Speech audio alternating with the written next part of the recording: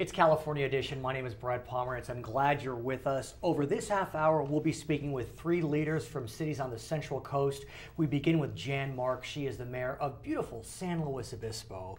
And I must congratulate you and your city because the city has fared extremely well in terms of the recession over the last few years. And in fact, recently, Beacon Economics indicated that San Luis Obispo is well positioned for recovery. Why? Why? Well, one of the main factors is that our bond rating is very high. And so just recently we've been able to refinance bonds that we have taken out years ago, and this will save us $1 million. This is huge news, especially when you consider what is happening to, we'll call them sovereign entities throughout the world. We know that even the United States' bond rating was hit last summer. We know what's happening in Spain and Ireland and Portugal. And I mean, governments are really suffering under the weight of poor bond ratings. There are cities in California that are on the verge of bankruptcy, not San Luis Obispo. No, and that's not to say that we're completely, out of the woods financially. We have really a very difficult situation with our pensions. And let's talk about pensions, as we have in the past. We know that there have been some mighty battles between the city and its employees' unions. In fact, you are in the middle of an impasse right now. It's a legal term, a declared impasse. Right. Give us a quick update on that issue, and then I want to talk more about pensions. Sure. Okay. Well, the impasse has been declared between the City of San Luis Obispo and what's called SLOCIA, San Luis Obispo Employees Association. City Employees Association. And it's because the bargaining unit did not accept the 6.8% compensation reduction that the city has set as a goal. We have 5 bargaining units, 3 have accepted it. All of the unrepresented management employees have accepted that. So we're 52% of the way toward our goal. And what we're trying to do is to reduce the amount paid in salary and compensation, general compensation, by $3.1 million. Are you also looking to change the pension formulas? Yes. Now, what's interesting about that issue as we continue is when you look at how cities, counties, states are dealing with pension obligations, we see there's a tremendous weight on their shoulders. Why? People are living longer because of outstanding pension benefit plans offered in go-go times. But what happened, I believe it was last August, the voters passed some pension reform. Could you explain what happened with that pension reform? Oh, sure. You've got a good memory. Is it August? I think it was. August. Yes.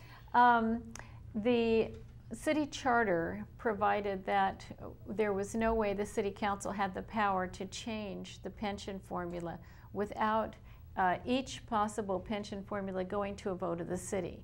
And so the city council wanted to have more flexibility so that we could bargain in good faith with our bargaining units without having to wait until the next election each and every time. And so the voters, 75% of the voters voted in favor of giving the council more flexibility. It was an overwhelming victory for that position. Yes. And what's most interesting about it is that it just goes to show that votes count, because when Fitch recently gave the city of San Luis Obispo its AA rating, there's specific reference to the fact that while the pension obligations are a challenge, the fact that the voters passed that initiative was one of the reasons why they chose to give the city such a strong rating. Right. And so what we are doing as we go through the bargaining process is we are instituting a second tier. It's a little bit different for each of the bargaining units, but the principle is the same, and that is that new employees will start at a lower pension rate. It's still a wonderful deal, and it's still... Are you concerned, though, Mayor, that the city, and all cities for that matter, who engage in this type of formula are at risk of losing the best and the brightest? And the reason I ask that is so often people make the choice for public service. They know they'll make a little less, but the benefits are outstanding. Right. I wanted to get to that. Please, as I cut you off so rudely, I apologize. No, that's all right. It's okay. Repartee. Yes. But the point is just that I was on the council 10 years ago, Right. from 98 to 2002. So what we're doing with this second tier is really rolling back the benefits to the point that they were before the big upswing and before the Great Recession. That's what we were referencing. So is what that, we're doing right. is we're really going back to kind of that's the baseline.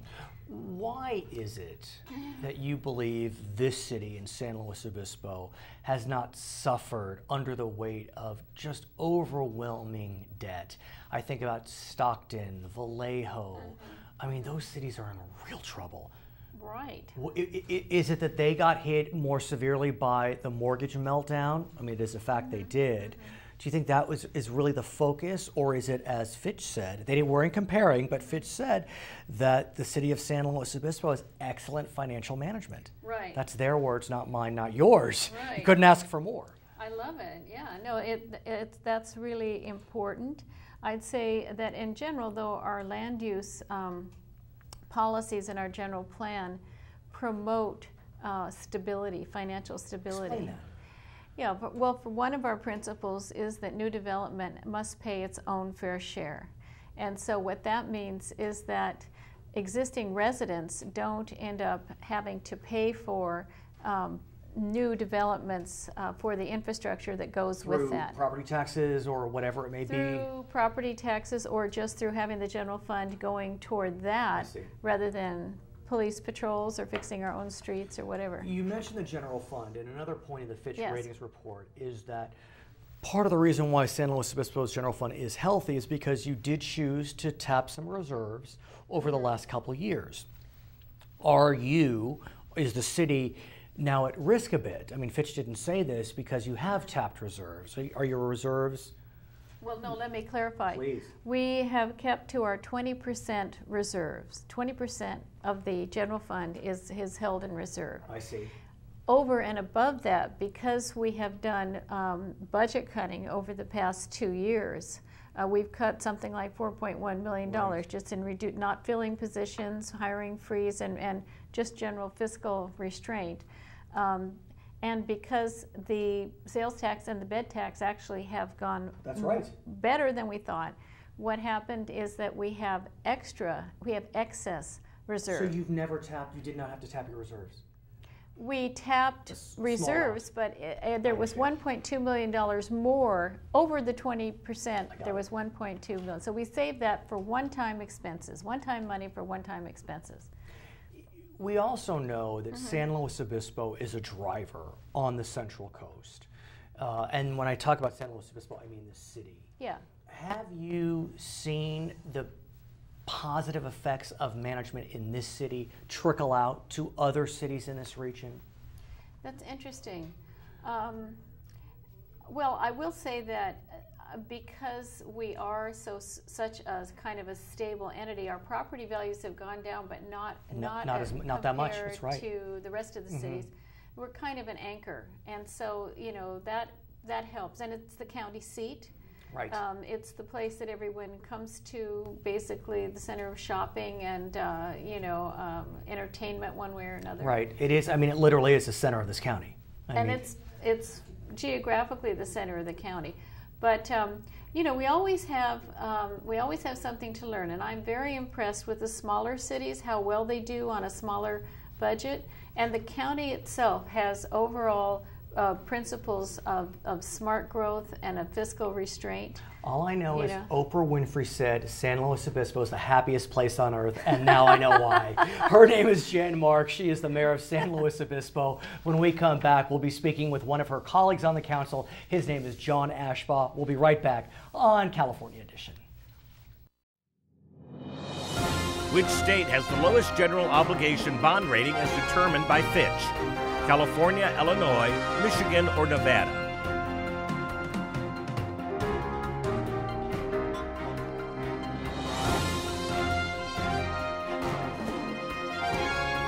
With an A- rating from Fitch, California has the lowest general obligation bond rating.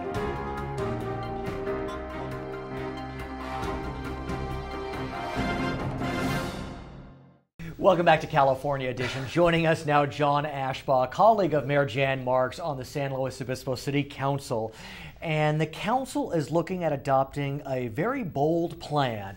It is the Climate Action Plan of the City of San Luis Obispo. Wow, how is this happening? What's the genesis of this? Well, the genesis, of course, originates in the fact that our climate is changing. Well, let's talk about that, because we need to talk about that. I think it's fair to say that while over 90% of world scientists do believe that the climate is changing as a result of human behavior, there are those that don't believe that. So how would you respond to those that don't believe that humans are the result or causing climate change? I think you need to look at any scientist who holds himself out to be really a scientist and find out where's his income coming from. If he, in fact, or she are challenging the vast majority of meteorologists, climatologists throughout the planet and in every nation, and those people have come to a conclusion that is absolutely unassailable, that our climate is changing, except for those few who are being paid by the fossil fuel industry to promote this myth that, in fact, it is either that it isn't changing or that we don't have anything to do with it. But there are some, even in this county. I know a member of the Pismo Beach City Council, Ed Waggy, a nuclear scientist himself, I believe, has called himself a climate science skeptic, for example. It's fine to be skeptic. I think we all need to be skeptical anytime that people are being overly alarmist about this. This is a problem that we can fix. I want to make sure people know that. You don't think it's too late? Oh, by no means. We have fixed similar problems in the past. You remember in the 1970s, early 80s, a lot of discussion about the ozone layer. I have to tell you, when I was growing up in the San Fernando Valley in the 1970s, I can remember walking home from school. It was 0.9 miles, so I had to walk. I didn't get a bus. And I could literally feel it as a 9-year-old. Yes. I don't feel that anymore. No, and that's an example. One of the best examples is the crud that we used to see all through the Los Angeles basin, through much of California, that is no longer there, except on those exceptional days, which we do get alerts about. Sure. That does happen, but the fact is we did fix, to a large degree, the problem of photochemical smog and the problem of deterioration of the ozone layer. Those are two major problems which we have fixed as a society. Why? Because we set out to do so. Now, let me ask you this, sir. As you know, the state of California passed the Global Warming Act in 2005-2006. AB 939. Exactly. Yeah. And there was an attempt to overturn that, or delay, I should say, and the voters overwhelmingly rejected. Yes. That was Proposition 21. 23, 2, whatever it may have been. But here's my point. The big concern about the Global Warming Act of 2005-2006 was that we shouldn't go at this alone. We're but one state in a nation of 50 states in a world of 200 nations. You could take that to the level of San Luis Obispo. Right. You're but one city in a state of 37 million. Yes. What's the point? 40,000 people. The point is leadership. This nation has always been a leader from our origins in 1776, when we set the gold standard for democracy throughout the world. But what about coming down to the level of the city of San Luis Obispo? Like you said, a city of almost 50,000. Yeah. I mean, look, there's the concept of thinking globally, acting locally. Exactly. Is that really what this is about, sir? Absolutely. In fact, one of our planning commissioners, who I really respect, I saw them when they were wrestling with this plan in early May, and he was saying that the goal that was set out in the staff here was to reduce our greenhouse gas emissions by 10% from the levels we had in 1990. He says, that's too easy. That's too easy. He says, let's go further. Let's make a real commitment. Let's roll up our sleeves here. Let's do 20%. I believe that's what we're going to be seeing at the City Council, and personally, I favor that goal. We'll see if we can get two of my colleagues. Tell us more about this plan. I mean, it's pages and pages, and lots of exhibits. And yeah, and I'm going to get you a copy. So please, you can, I can't wait. Yeah, and it is something anybody can look at. Just go to our website, slowcity.org. There's a link to the plan, I believe, on our homepage. If not, there soon will be. And you can read it. It goes to all levels of the city operations, including our buildings, which represent about a third of greenhouse gas emissions, is in the built environment. So this is a plan for the city as an entity, as an operating organization, not so much about the citizenry of San Luis Obispo. It's about both. It is, okay. Oh yeah, yeah. And in fact, while we certainly want to take care of our own in terms of from City Hall to the Corporation Yard to our city's transit system, and we also are looking at how can the city help create a vision, which we do as a community. Every few years we go through a planning process, or we're faced with a project that challenges our vision of San Luis Obispo, and we argue a lot. And what comes out the other side is a decision that is arrived at through the democratic process, as this plan will be, which commits the city to a course of action. And so many times this city has taken a position that has drawn national attention. I don't know if that'll be the case this time, but when we were the first city in the country, as you probably would know, in 1982, that banned smoking in restaurants and bars. We're also, we got a lot of attention when I was just joined the city council in early 2009, I think. We passed the Night Sky Ordinance, which a lot of people were looking at and saying, hey, that's not a bad idea. We used to see a lot more stars than we're seeing now. And San Luis Obispo is trying to do things to limit the amount of light pollution. Let me ask you about San Luis Obispo County. They recently passed their own plan. It's called the Energy Wise Plan. And it's looking to decrease greenhouse gas emissions by 15% in 2020. That's also pretty bold. It is, and we're going to try to do better than that. We're hopeful we'll be in sync on these things. We really are very much trying to encourage our local citizens, our builders. We have a very active Slow Green Build Association, which is very supportive of this because they themselves want to encourage people in the building industry, our building material suppliers, people doing photovoltaic panels on rooftops, to do everything we can to reduce the energy consumption and the greenhouse gas emissions associated with that. That provision, that plan passed by 3-2, and Supervisor Paul Teixeira was in the minority. And he indicated that one of the reasons he was opposing that plan is because he feared that adoption of the plan would reduce American sovereignty because it was part of the United Nations Agenda 21. You know, I've heard that too, and it's such a bogus argument. This is a document, as all of the city plans are, and the county's plans, that represents a shared vision of our community. There are a few naysayers, there are a few people who still deny that climate change is even important, but let's just assume for a moment that they're right and we're wrong. Let's assume that the climate really isn't changing and that we're spending all this money for absolutely nothing. What are we going to be spending the money on? We're going to be spending the money on ways to reduce our dependence on foreign oil and on fossil fuels generally. So we get two great things out of this. One, we're going to be more independent as a nation. Secondly, we're going to be breathing less foul air.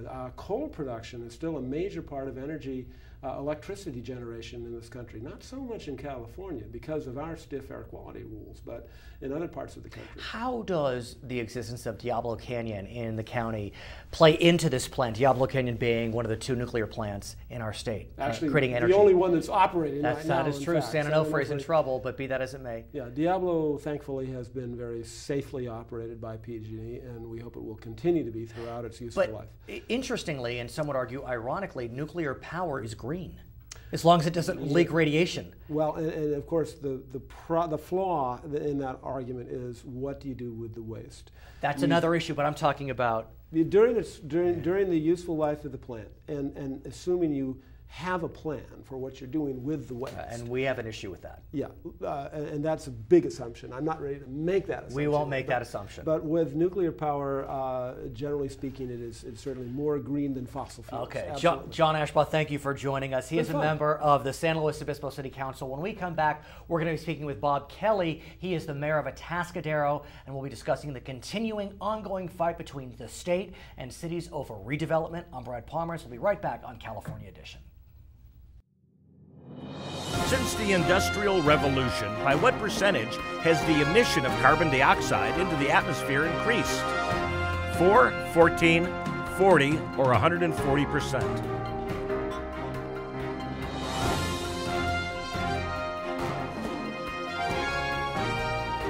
According to the Global Carbon Project, carbon dioxide emissions have risen 40% since the Industrial Revolution.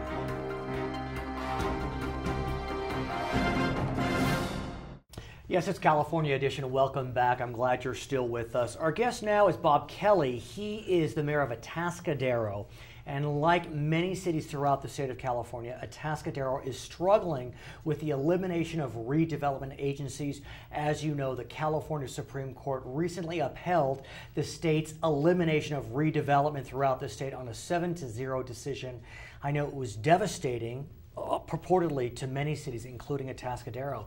Why don't you explain for us, sir? Oh, yes, it really was. We had so many projects going on in our town. We were going to put a pedestrian bridge that goes from our Colony Square complex over into the Sunken Gardens and have that ready for our centennial celebration next year, in conjunction with the reopening of the Rotunda building that suffered about $40 million worth of earthquake damage. And many people feel that to the extent downtown Atascadero has been revitalized, it's as a result of the good work of the city's redevelopment agency. Well, I would say it's 100% because of that.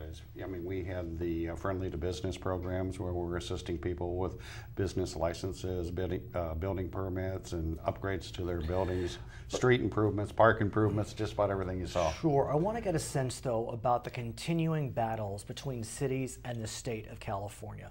As we know, as part of the law that eliminated redevelopment, there are provisions in that law which indicate how redevelopment agencies need to close down because they're all being shut down, and whether cities and how much cities can keep money that was meant for redevelopment. Right. Those battles are severe. Yes, that went to the Oversight Committee, which was made up of 7 people. Myself and the Assistant City Manager, Jim Lewis, are on it. With Jim Patterson is also on it with 4 other Who's a member people. of the County Board of Supervisors. Yes. And we submitted our list of the accounts that we thought were legitimate.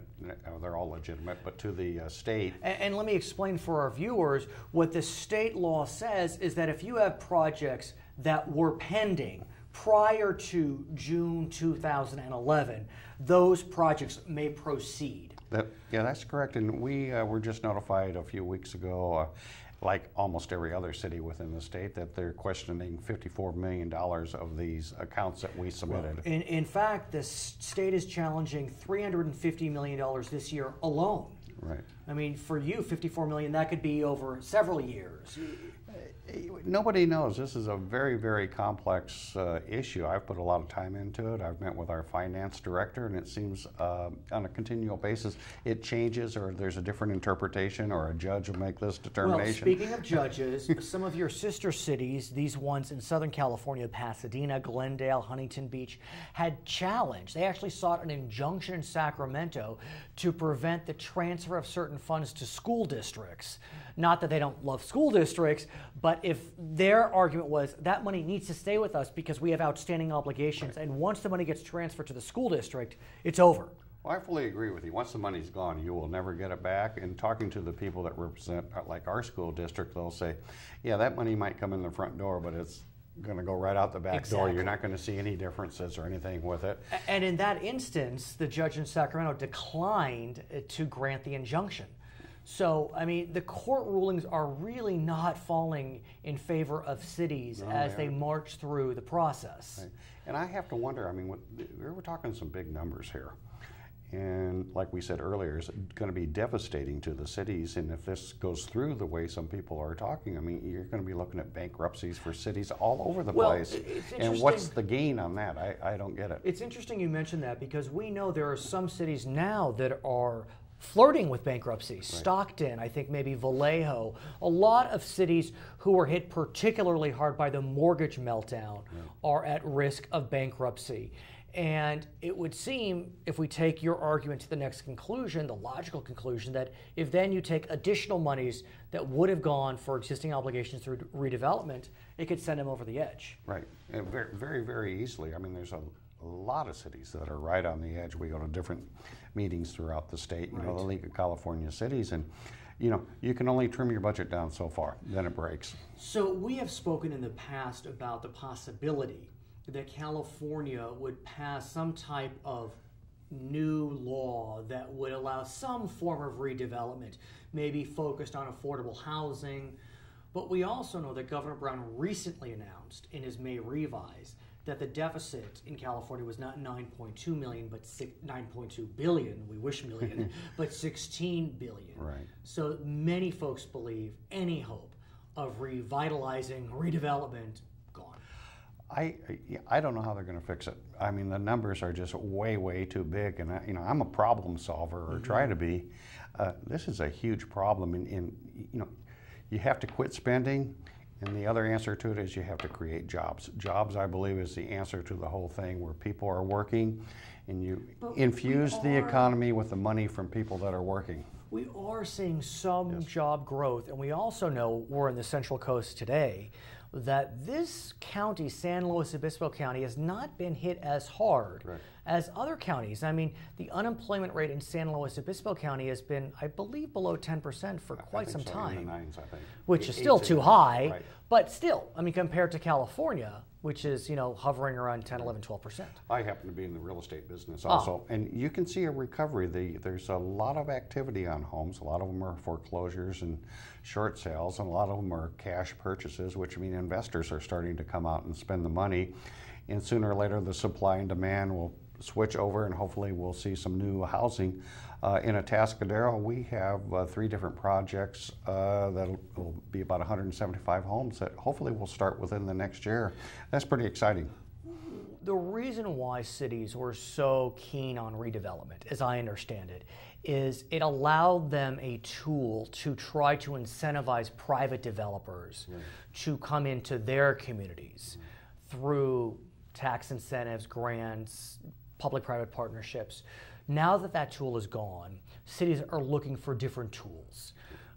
Enterprise zones are still alive. Does Atascadero, for example, have an enterprise zone? No, we don't, and we haven't really talked about that. I mean, currently we have our Walmart project, that we're working on, and that's just that, and the RDA oversight stuff is just overwhelming our staff. So what tools do you have? I mean, in some ways, the RDA's created competition between different cities because one RDA would try to outbid the other. So what can you do? I think our advantage is that we were lacking before all of this happened. And because we were lacking, and because we were able to use some of our RDA funds and improve our downtown, that the opportunities, there's more opportunities in Atascadero now, like with businesses. I mean, we've had 2 new restaurants that have come into town.